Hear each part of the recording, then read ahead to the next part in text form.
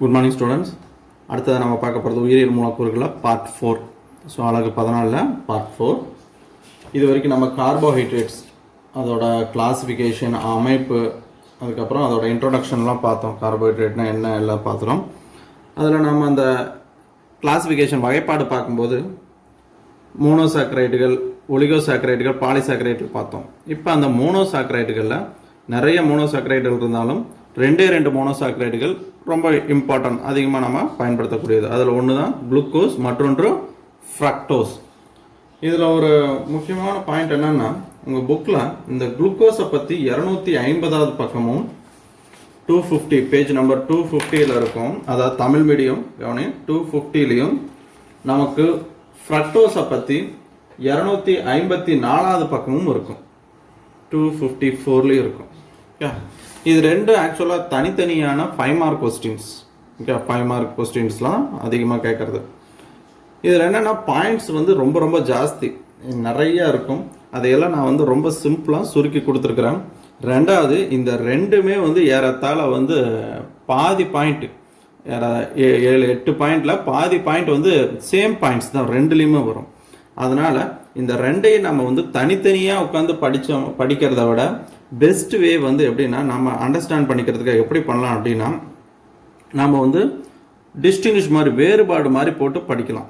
Okay, வேறுபாடு மாதிரி போட்டு படிக்கும்போது ஏதோ ஒன்றை படித்தோம்னாலே போது இன்னொன்று அப்படியே வந்து நமக்கு ஃபிட் ஆயிடும். ஸோ அதனால் இந்த குளுக்கோஸ், இந்த 2 ஒற்றை சர்க்கரைகளையும் புக்கில் தனித்தனியாக பேராகிராஃபாக கொடுத்துருக்கிறத நான் அப்படியே சுருக்கி, அதே மாதிரி அதில் ஈக்குவேஷனில் நிறைய கசகசம் கொடுத்துருக்காங்க, அது எல்லாத்தையுமே நான் சுருக்கி வந்து சிம்பிளிஃபை பண்ணி உங்களுக்கு கொடுத்துருக்குறேன். ஓகே,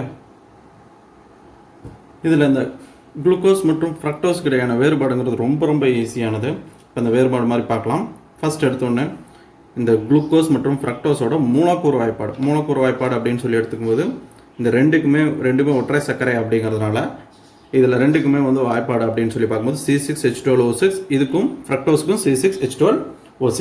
ஓகே, அடுத்ததாக இந்த குளுக்கோஸை வந்து இதோட ஸ்கெலிட்டோன், அதாவது இதில் 6 கார்பன் இருக்குது. இருக்கக்கூடிய 6 கார்பனும் எவ்வாறு அமைக்கப்பட்டிருக்கு? ஏன்னா இதில் வந்து பேசிக்கே இந்த குளுக்கோஸ் ஆகட்டும், ஃப்ரக்டோஸ் ஆகட்டும், அதாவது கார்போஹைட்ரேட் எல்லாத்துலேயுமே வந்து பேசிக் அப்படின்னு சொல்லி பார்க்கும்போது நமக்கு என்ன அப்படின்னா கார்பன் தான். அந்த கார்பன் எப்படி அமைஞ்சிருக்குன்னு தெரிஞ்சதுனாலே அது சைக்ளிக் வளைய வடிவத்தில் வருதா அல்லது நேர்கோட்டு வடிவத்தில் வருதான்னு சொல்லிட்டு நம்மளால் கண்டுபிடிக்க முடியும். ஸோ முதல் பாயிண்ட், அதில் என்ன இருக்குது, என்னென்ன எலிமெண்ட் எல்லாம் இருக்குது, என்னென்ன தனிமங்கள் இருக்குன்னு சொல்லி பார்த்தோம். என்னென்ன தனிமங்கள்லாம் கார்பன் இருக்கு, கார்பன் இருக்கு, ஹைட்ரஜன் இருக்கு, ஆக்சிஜன் இருக்கு. இந்த 3 தனிமங்கள் இருக்குதுன்னு சொல்லி பார்த்து, அதுக்கப்புறம் அந்த ஒவ்வொன்றும் எவ்வளோ இருக்கு, அந்த எடை விகிதம் அல்லது நிறை விகிதம் அப்படின்னு சொல்லி பார்க்கும்போது 6:12:6 அப்படிங்கிற அந்த ரேஷியோவில் இருக்கு அப்படின்னு சொல்லி பார்த்தோம். ஸோ இப்போ ஃபர்ஸ்ட் பாயிண்ட் அப்படிங்கிறது அதோட மூலக்கூறு வாய்ப்பாடு, என்ன தனிமங்கள் இருக்கு, எவ்வளவு இருக்கு அப்படின்னு சொல்லிட்டு கண்டுபிடிச்சிட்டோம். இப்போ அடுத்ததா அந்த இருக்கக்கூடிய அந்த 3 தனிமங்கள்ல அடிப்படை அப்படின்னு சொல்லி பார்க்கும்போது கார்பன். இந்த கார்பன் தான் அந்த அமைப்பை, அதாவது குளுக்கோஸ் ஆகட்டும், ஃப்ரக்டோஸ் ஆகட்டும், அல்லது எந்த ஆர்கானிக் காம்பவுண்ட்ஸாக இருக்கட்டும், அந்த அமைப்பை வந்து தீர்மானிக்கக்கூடியது எது அப்படின்னு சொல்லி பார்க்கும்போது இந்த கார்பன். ஸோ இந்த கார்பன் எப்படி இருக்குன்னு தெரிஞ்சுக்கிட்டனாலே அதோட அமைப்பில் வந்து ஒரு 50% வந்து நம்ம வந்து கிளியர் பண்ணிடலாம். அதாவது இந்த கார்பன் வந்து சங்கிலி. இப்போ எக்ஸாம்பிள் பென்சின் எடுத்துட்டோம் அப்படின்னா அதுலேயும் 6 கார்பன் தான் இருக்குது, C6H6. அது பார்த்தோன்னா வளைய வடிவத்தில் இருக்குது, அருங்கோண வடிவம். ஸோ இப்போ இந்த கார்பன் எப்படி இருக்குன்னு சொல்லி டிசைட் பண்ணாமல், பட் இதுலேயும் 6 தான், பட் இது வந்து வளையம்லாம் கிடையாது, நேர்கோட்டு வடிவம். அதை எப்படி கண்டுபிடிக்கிறோம் அப்படின்னா அதான் பாயிண்ட் நம்பர் 2ல இப்போ பார்க்குறோம். ஸோ இந்த பாயிண்ட் நம்பர் 2 என்னன்னா, அந்த கார்பன் எப்படி இருக்குதுங்கிறதுக்காக கண்டுபிடிக்கிறதுக்காக ஒரு பாயிண்ட். ஸோ குளுக்கோஸ் எடுத்துக்கிட்டு ஹைட்ரஜன் அயோடைடு மற்றும் பாஸ்பரஸ், ரெட் பாஸ்பரஸ், சிகப்பு பாஸ்பரஸ் போட்டு 373 கெல்வின் வெப்பப்படுத்தும் போது நமக்கு என்ன கிடைக்குது அப்படின்னா n hexane. Okay, hexane, methane, ethane, propane, butane, pentane, hexane. Hexane அப்படின்னாலே நமக்கு தெரியும் 6 கார்பன், CH3, CH2, CH2, இங்கே CH2 4 CH2 இருக்கு. அது போட்டால் ரொம்ப பெருசாக போகுங்கிறதுனால தான் புக்லேயும் அப்படி தான் கொடுத்துருக்காங்க, CH2 4. So and CH3. இதை நம்ம ஈஸியாக புரிஞ்சுக்கிற மாதிரி போடணும் அப்படின்னா CH3, CH2, CH2, CH2, 6 carbon 1 2 3 4 5 6 6 carbon இருக்கு. ஓகே, இதுதான் என் ஹெக்சேன். இதை தான் வந்து சுருக்கி இந்த மாதிரி கொடுத்துருக்குறோம். ஸோ இதில் பார்க்கும்போது என் ஹெக்சேன் கிடைக்குது. இன்னொன்று வந்து 2 அயோடை ஹெக்சேன் ரெண்டாவது இடத்துல, ஏன்னா இங்கே ஹெச்ஐ போட்டு வினைப்படுத்துறதுனால 2 அயோடை ஹெக்சேன், அதாவது இந்த இடத்துல வந்து ஒடுக்கம் அடையுது. ஓகே, இந்த குளுக்கோஸ் ஆனது ஹைட்ரஜன் அயோடைட் பாஸ்பரஸ் போட்டு ஒடுக்கம் பண்ணி அதில் இருக்கிற ஆக்சிஜனை எல்லாம் நீக்கிட்டு அந்த கார்பனோட அமைப்பு மட்டும் எப்படி இருக்குன்னு சொல்லிட்டு கண்டுபிடிக்கிறோம். ஓகே, ஸோ அதில் பார்க்கும்போது இதுதான் மேஜர் அதிகமாக கிடைக்கக்கூடியது NHN கிடைக்குது. அது இல்லாமல் 2 அயோடோஹெக்சேன் கிடைக்குது. பட் இது வந்து ரொம்ப மைனராக இருக்கிறதுனால நாம் NHN மட்டும் நம்ம இப்போ எடுத்துக்கலாம். இப்போ இதுலேருந்து என்ன தெரிஞ்சிருச்சு அப்படின்னா, இந்த குளுக்கோஸில் இருக்கிற 6 கார்பனுமே வளைய வடிவத்தில் இல்லை, எப்படி இருக்குது அப்படின்னா நேர்கோட்டு, அதாவது செயின் மாதிரி இருக்குது அப்படிங்கிறத இந்த பேசிக்கை வந்து தெரிஞ்சுக்கிட்டோம். சிமிலர்லி இந்த ஃப்ரக்டோஸ்லையும் இதே மாதிரி தான் ஹெச்ஐ பாஸ்பரஸ் போட்டு 373 போடும்போது கெல்வினில் வெப்பப்படுத்தும் போது NHN அண்ட் 2 அயோடோஹெக்சேன் குளுக்கோஸில் நடந்த அதே ரியாக்ஷன் ஃப்ரக்டோஸில் நடக்குது. ஸோ இதுலேயும் நமக்கு என்ன தெரிஞ்சிருச்சு அப்படின்னா 6 கார்பனும் எப்படி இருக்குது அப்படின்னா நேர்கோட்டு வடிவத்தில் இருக்குது அப்படிங்கிறத கண்டுபிடிச்சிடலாம். ஓகே, அடுத்ததாக நாம் பார்க்கக்கூடியது குளுக்கோஸை வந்து என்ன மாதிரியான வினை செயல் தொகுதிகள், பாயிண்ட் நம்பர் 3 எதை சொல்லுது அப்படின்னா என்ன மாதிரியான ஃபங்க்ஷனல் குரூப். நமக்கு தெரியும், முதல்ல அந்த கிளாசிஃபிகேஷன்லேயே பார்த்துருக்குறோம், ஒன்றா ஆல்டிஹைடு இருக்கலாம் அல்லது கீட்டோன் இருக்கலாம். ஸோ அந்த கிளாசிஃபிகேஷன்லேயே ஆல்டோஸ் கீட்டோஸ்ன்னு சொல்லி பார்த்துருக்கோம். ஒரு வேளை பார்க்கலைன்னா அதெல்லாம் பார்த்துட்டு இந்த வீடியோ பாருங்கள். எடுத்த உடனே இந்த வீடியோ பார்ட் 4 எடுத்துட்டோம்னா நமக்கு கண்டிப்பாக புரியாது. அதனால் அந்த ஒவ்வொரு பார்ட்டாக பாருங்கள். அதுக்கு தான் பார்ட் 1 பார்ட் 2 பார்ட் 3ன்னு சொல்லி போடுறது. நமக்கு குளுக்கோஸ் எடுத்துட்டோம், குளுக்கோஸ் ஃப்ரக்டோஸ்லாம் ஒற்றை சர்க்கரை பார்க்கும்போது ஒன்றா ஆல்டிஹைடு குரூப் இருக்கணும் அல்லதுனா கீட்டோன் குரூப் இருக்கணும். ஓகே, இதில் என்ன குரூப் இருக்குன்னு சொல்லி கண்டுபிடிக்கிறதுக்கு தான் இப்போ அடுத்தது பாயிண்ட் நம்பர் 3 வரும். ஸோ ஃபர்ஸ்ட் குளுக்கோஸ் எடுத்துக்கிட்டு NH2OH ஹைட்ராக்சில் அமீன் போட்டு வினைப்படுத்தும் போது இது என்ன ஆகுது அப்படின்னா ஆக்சைம், அதாவது குளுக்கோஸ் ஆக்சைம் அப்படிங்கிறது இதுதான் ஆக்சைம். NOH அப்படிங்கிறது எப்படி ஆல்டிஹைடு அப்படின்னா CHO, ஆல்கால் அப்படின்னா OH அப்படின்னு சொல்லி சொல்கிறோமோ அது மாதிரி NOHங்கிறது ஒரு வகையான வினைசெயல் தொகுதியில் ஆக்சைம்ங்கிற ஒரு வினைசெயல் தொகுதி உருவாகுது. இந்த ஆக்சைம் எப்படி வரும் அப்படின்னா CO தொகுதி இருந்தால் மட்டும்தான். அந்த CO 2 சான்சஸ் இருக்கு. ஆல்டிஹைட்லையும் கவனிங்க, COH இது ஆல்டிஹைட், வெறும் CO இது கீட்டோன். ஓகே, ரெண்டுலையுமே பார்த்தீங்கன்னா நமக்கு என்ன வந்திருக்கும் அப்படின்னா CO வந்திருக்கும். ஓகே, இந்த CO தொகுதி இருக்கா அப்படிங்கிறத செக் பண்ணுறதுக்கு தான் இந்த குளுக்கோஸை வந்து NH2OH வினைப்படுத்தும் போது இந்த ஆக்சைம் உருவாகுது. இந்த ஆக்சைம் வந்து இந்த CO குரூப் இருந்தால் மட்டும்தான், அதாவது அந்த ஆக்சிஜனை எடுத்துட்டு இந்த இடத்துல உருவாகும். இப்போ எக்ஸாம்பிள் இதுலயே பார்க்கலாம். ஒருவேளை இந்த இடத்துல ஆல்டிஹைடு இருந்ததுன்னா CH டபுள் பாண்ட் O இதோட என்ன வினைபுரியுது அப்படின்னா NH2OH வினைபுரியுது. இது எப்படி வினைபுரியுதுங்கிறத நான் இப்போ போட்டு காமிக்கிறேன். H2NOH,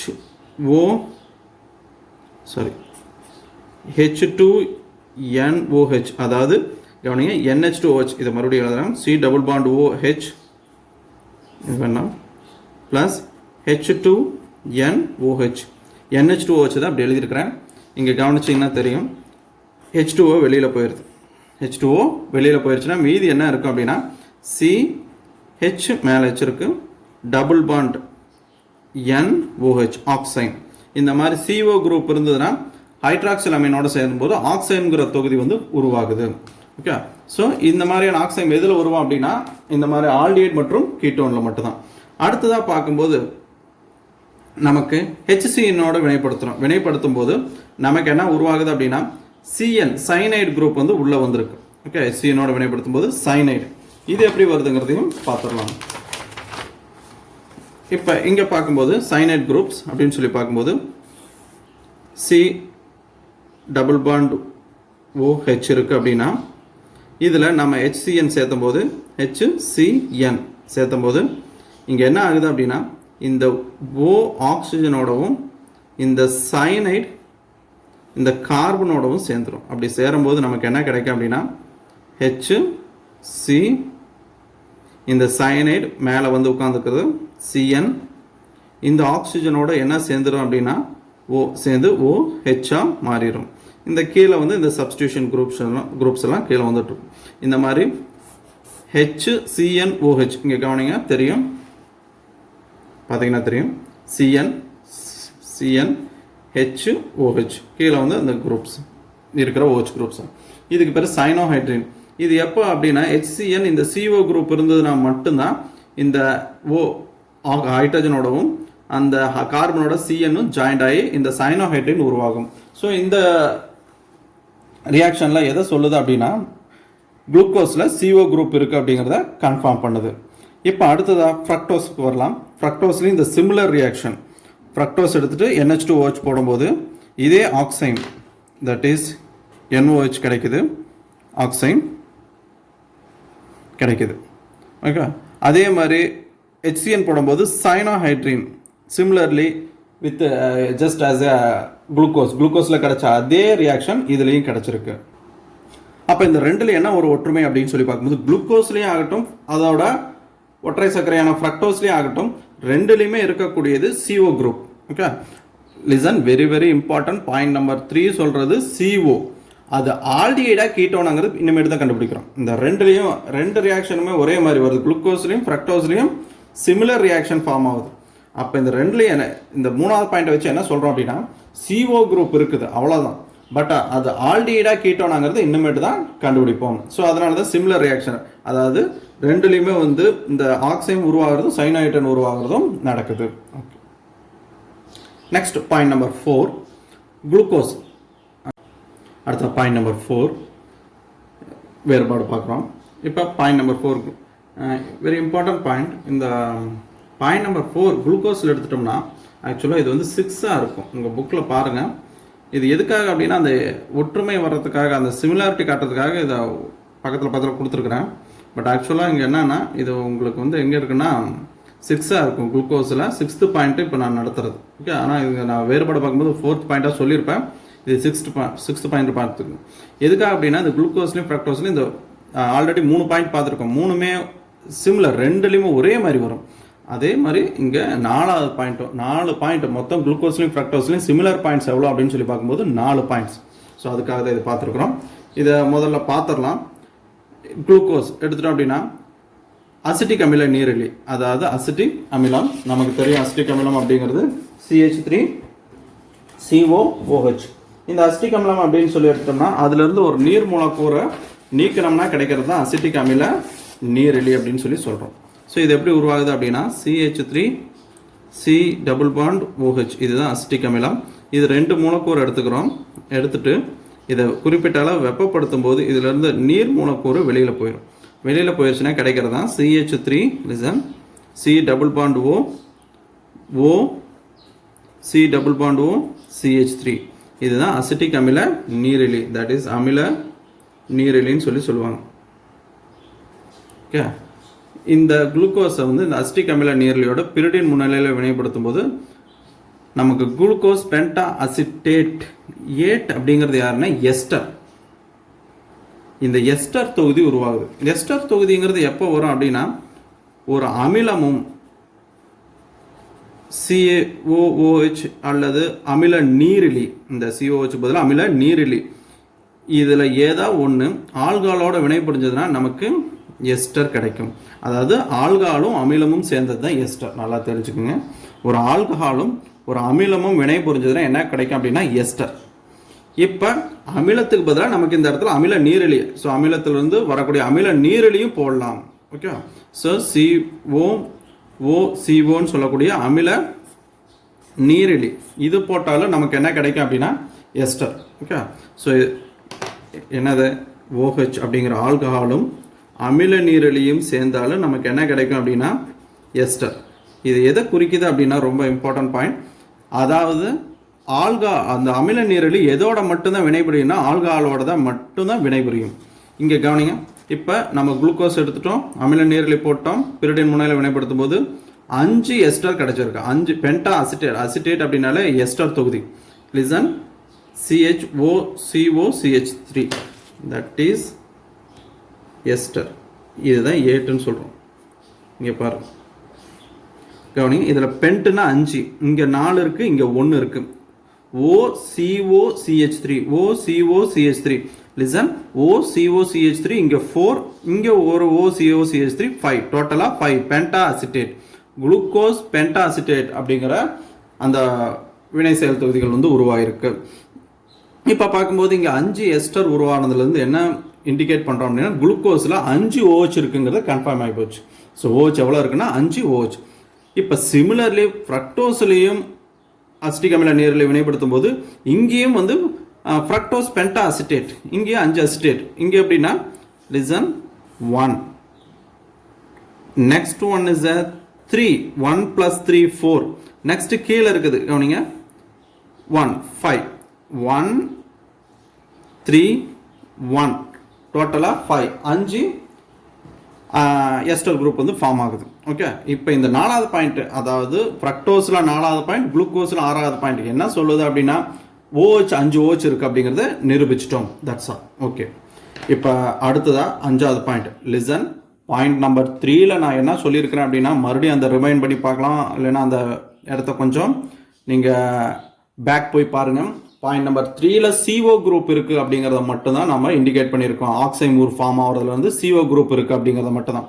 இப்போ நமக்கு அந்த CO வந்து ஆல்டிஹைடா, தட் இஸ் இருக்கக்கூடிய ப்ரெசண்டாக இருக்கக்கூடிய CO வந்து இட் மே பி ஆல்டிஹைடா இருக்கலாம் அல்லது கீட்டோனா இருக்கலாம். அது ஆல்டிஹைடா கீட்டோனா அப்படிங்கிறத ஜட்ஜ் பண்ணக்கூடிய, அதாவது தீர்மானிக்கக்கூடிய ஒரு பாயிண்ட் தான் என்னன்னு சொல்லணும்னா பாயிண்ட் நம்பர் 5, தட் இஸ் குளுக்கோஸை புரோமின் போட்டு வினைப்படுத்துகிறோம். ஸோ புரோமின் போட்டு வினைப்படுத்தும் போது நமக்கு குளுக்கானிக் அமிலம் கிடைக்குது.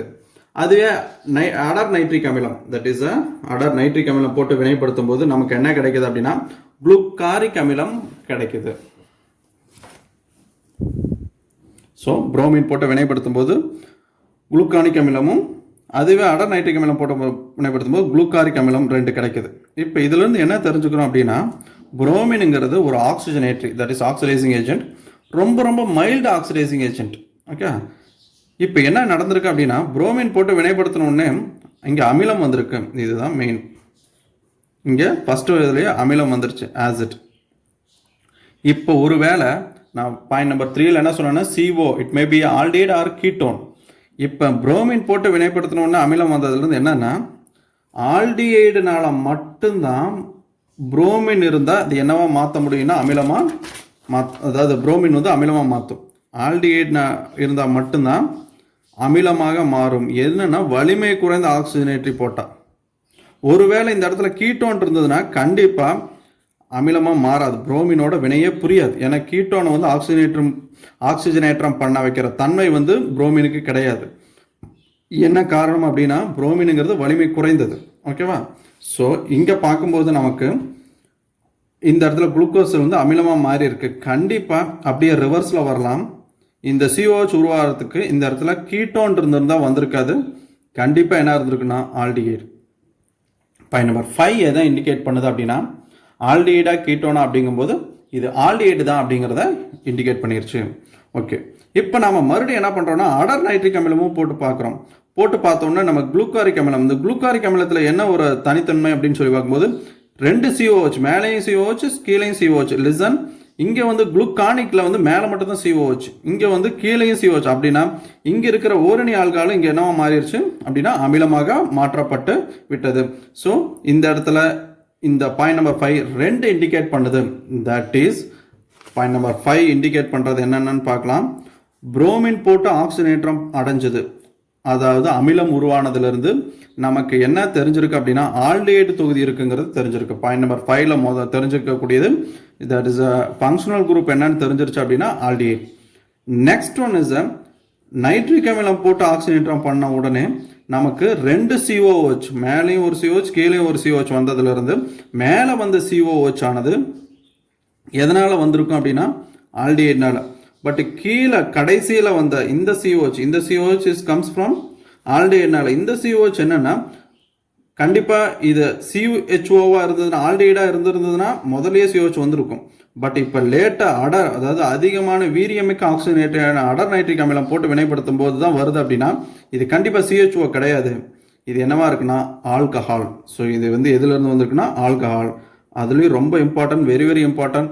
ஏன் இங்கே கூட 4 ஆல்கஹால் இருக்குது. அப்போ இதெல்லாம் வரலையா அப்படின்னா இந்த ஆல்கஹால் வந்து ஓரணி ஆல்கஹால் மட்டும்தான் ஓரளவுக்கு சீக்கிரமாக ஆக்சிஜனேற்றம் அடைஞ்சு அமிலமாக மாறக்கூடியது.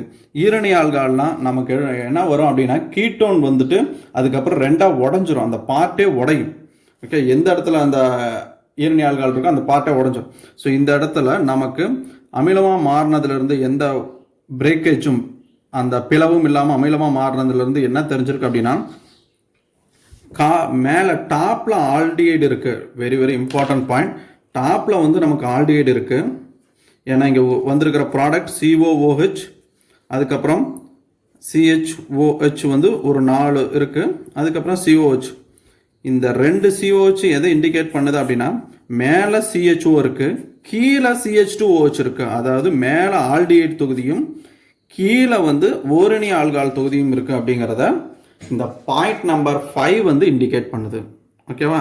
ஸோ 2 சான்சஸ், அதாவது மேலையும் கீழையும் முதல் கார்பனும் 6வது கார்பனும் என்னங்கிறத இங்கே கண்டுபிடிச்சிட்டோம். இப்போ அதுவே ஃப்ரக்டோஸில் புரோமின் போட்டால் ஆக்சிஜனேற்றமாக அடைய மாட்டேங்குது. Very important. புரோமின் வந்து ஃப்ரக்டோஸை வந்து ஆக்சிஜனேற்றமே பண்ணல. அப்போ கண்டிப்பாக அதில் என்ன இல்லை அப்படின்னா ஆல்டிஹைடு இல்லைங்கிறது தெரிஞ்சு போச்சு. பாயிண்ட் நம்பர் 3 ஆல்டிஹைடா அல்லது கீட்டோனா ரெண்டில் ஏதோ ஒன்று இருக்குன்னு சொல்லிட்டு பாயிண்ட் நம்பர் 3ல சொல்லியிருக்கிறேன். இப்போ இதில் புரோமின் போட்டு ஆக்சிஜனேற்றம் அடையலை அப்படின்னா ஆல்டிஹைடு இல்லை அப்படின்னா என்ன முடிவுக்கு வந்துடலாம்? We decided it is a ketone. That's all. இப்போ ஃப்ரக்டோஸ் இந்த பாயிண்ட் நம்பர் 5ல ஃப்ரக்டோஸ் புரோமின் போட்டால் ஆக்சிஜனேற்றம் அடையலை. இப்போ கண்டிப்பாக இதில் என்னென்னா ஆல்டிஹைடு கிடையாது. இப்போ நம்ம இங்கே புரோமின் போட்டது இல்லாமல் இங்கே குளுக்கோஸில் என்ன பண்ணியிருக்கிறோன்னா நைட்ரிக் அமிலமும் போட்டிருக்கிறோம். அப்போ கண்டிப்பாக இதில் என்ன பண்ணிருப்போம்? நைட்ரிக் அமிலம் போடணும். போட்ட உடனே இங்கே என்ன ஆகுது அப்படின்னா பிரேக்கேஜ் நடந்திருக்கு. என்னவானா மொத்தம் ஃப்ரக்டோஸில் 6 கார்பன் இருக்குது. என்னன்னா 2ஆக உடையுது. ஒன்று கிளைகாலிக் அமிலம் 2 கார்பன் இருக்கிற ஒரு மூலக்கூறாகவும், நெக்ஸ்ட் 1 2 3 4 4 கார்பன் இருக்கிற ஒரு மூலக்கூறாகவும் 2ஆக உடையுது. மெயின் பாயிண்ட் இங்கே உடையிறது தான். ஸோ இப்போ இதில் பார்க்குறோம் உடையிறது அப்படின்னா 2 4. அப்போ பார்க்கும்போது இந்த இடத்துல இந்த 2வது பொசிஷனில் ஏதோ ஒரு ஜாயிண்ட் இருக்குது. அதாவது இந்த இடத்துல ஆல்டிஹைடு இல்லைன்னு கன்ஃபார்ம் ஆகி போச்சு. கீட்டோன் தான். இந்த கீட்டோன் இருந்ததுன்னா நமக்கு அப்படியே என்ன ஆகுதுன்னா ஆக்சிடைசேஷன் நடக்காது. என்ன ஆகுதுன்னா பிரேக் ஆகி தான் ஆக்சிடைசேஷன் நடக்கும். இப்போ நமக்கு இதில் கிளைகாலிக் அமிலம் கிடைச்சதுலேருந்து என்ன நிரூபணம் ஆகுது அப்படின்னா இந்த COOH கிளைகாலிக் அமிலத்தில் இந்த COOH என்னவா இருக்கணும் அப்படின்னா கீட்டோனாக இருக்கணும். அது வந்து உடஞ்சி அதுக்கப்புறம் என்னவா மாறி இருக்கும் அப்படின்னா COH தொகுதியாக மாறி இருக்கும். ஸோ இதிலிருந்து என்ன தெரியுது அப்படின்னா இந்த நைட்ரிக் அமிலம் போட்டு ஆக்சிஜனேற்றம் பண்ணதில் இருக்கிறது கீட்டோன். 2வது அந்த இடத்துல 2வது கார்பனில் தான் நமக்கு என்ன இருக்குன்னா கீட்டோன். இப்போ உதாரணமாக CH2OH இதுதான் வந்து ஃப்ரக்டோஸ் CO.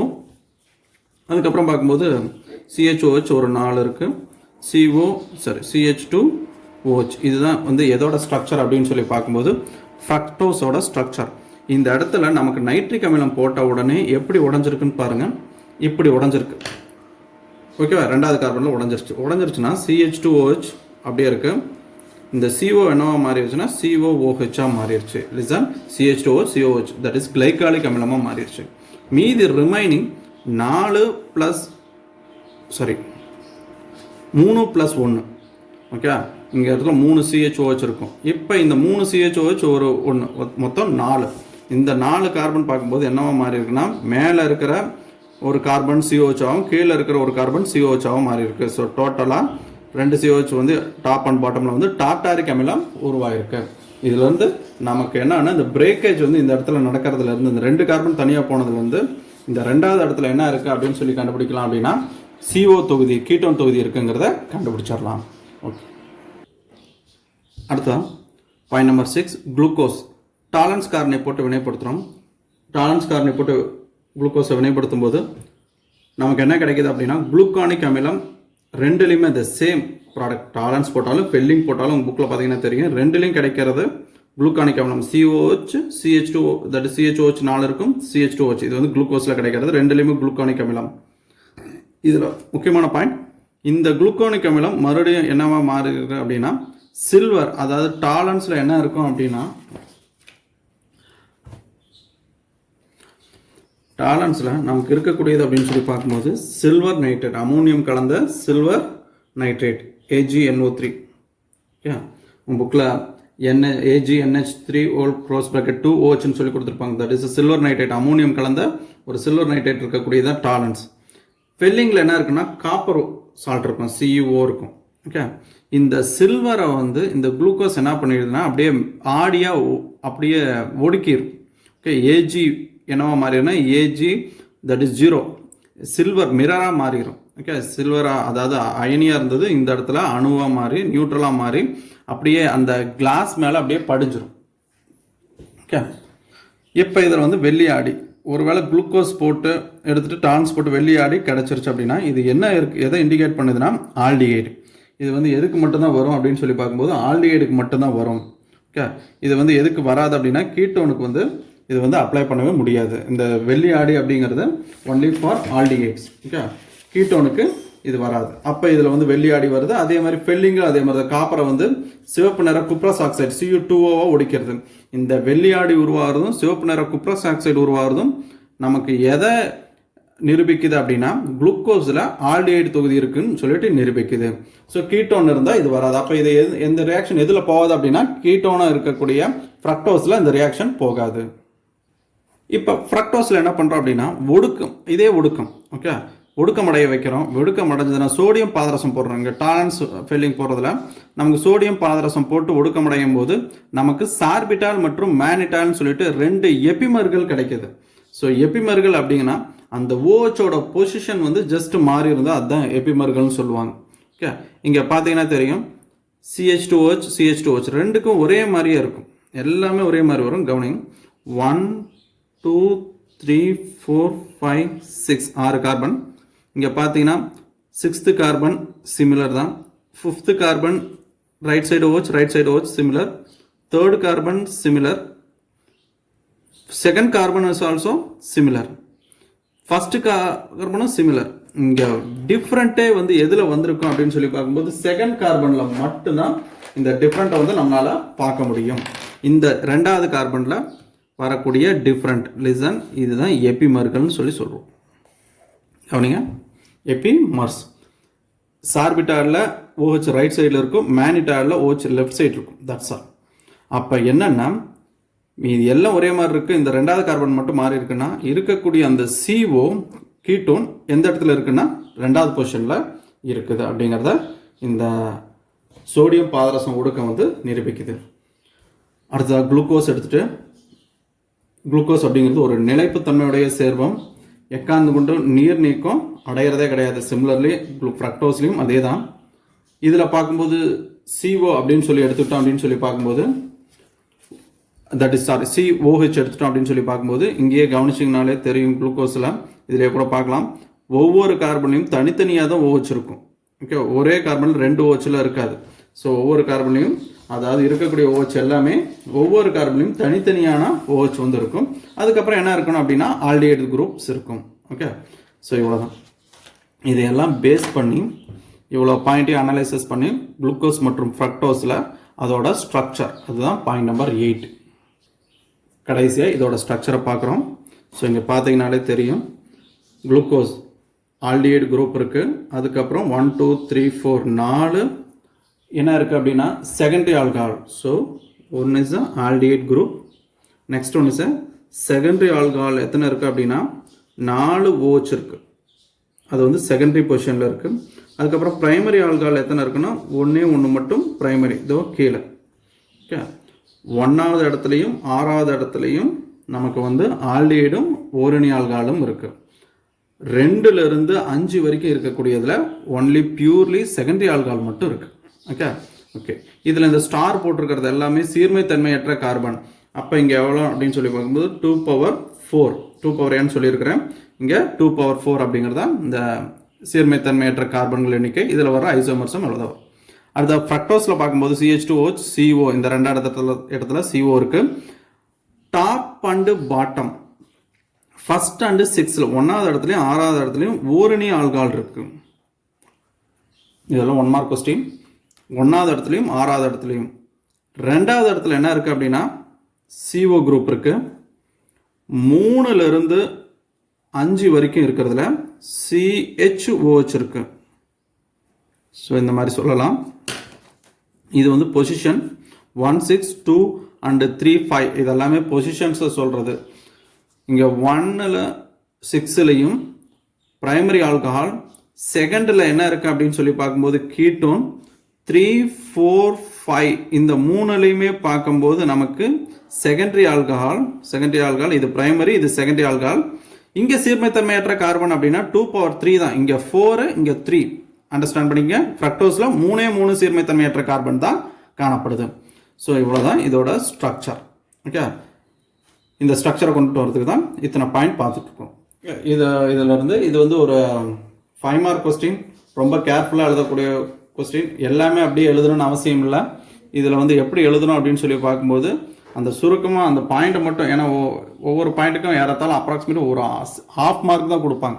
ஓகே, எல்லாத்துக்கும் 1 மார்க் கொடுக்க முடியாது, ஏன்னா 8 பாயிண்ட் இருக்கிறதுனால ½ மார்க் கொடுத்துட்டு இந்த கடைசி பாயிண்ட்டுக்கு மட்டும் 1 மார்க் கொடுப்பாங்க சாதாரணமாக.